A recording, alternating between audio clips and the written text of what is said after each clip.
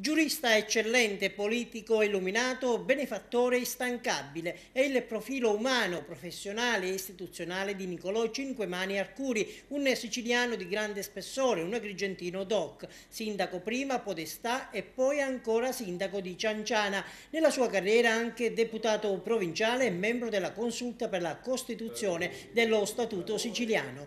Alla sua memoria da 3 anni è stato intestato un prestigioso premio a cura dell'omonima associazione, un istituto che si occupa di formazione giuridica e politica. A presiederla il nipote di Nicolò Cinquemani Arcuri, Antonio Palazzo, professore emerito di diritto civile all'Università di Perugia. Il premio è intestato a una persona unica, come amministratore degli enti locali, sia del suo comune, sia della provincia di cui è stato presidente, e poi come professionista, come notaio, dove affluivano praticamente da 5 paesi della montagna agrigentina, di cui era diventato un personaggio, diciamo, mitico per soprattutto la sua vicinanza alla gente e il modo di come interpretava la legge, cioè dire l'interpretazione della legge sempre a favore del più debole. Sabato sera al Collegio dei Filippini ad Agrigento la cerimonia di consegna dei premi. Abbiamo intitolato a lui questo premio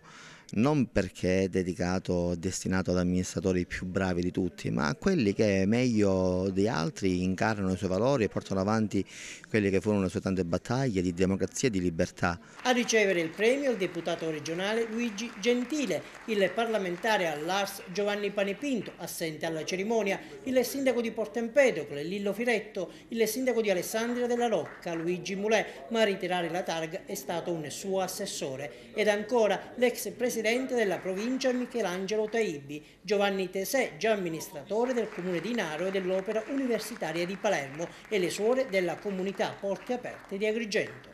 Ricordare Nicolò Cinquemani Arcuri è importante anche perché i suoi valori possano essere conosciuti e diffusi anche tra chi amministra oggi il governo del territorio. Sì, addirittura oggi saranno premiati dai sindaci che durante i loro programmi dicevano alla Giunta: vogliamo veramente avere un grande programma e pensare alla gente? Seguiamo l'esempio di Nicolò Cinquemani Arcuri. Molte campagne elettorali vengono aperte nel suo nome.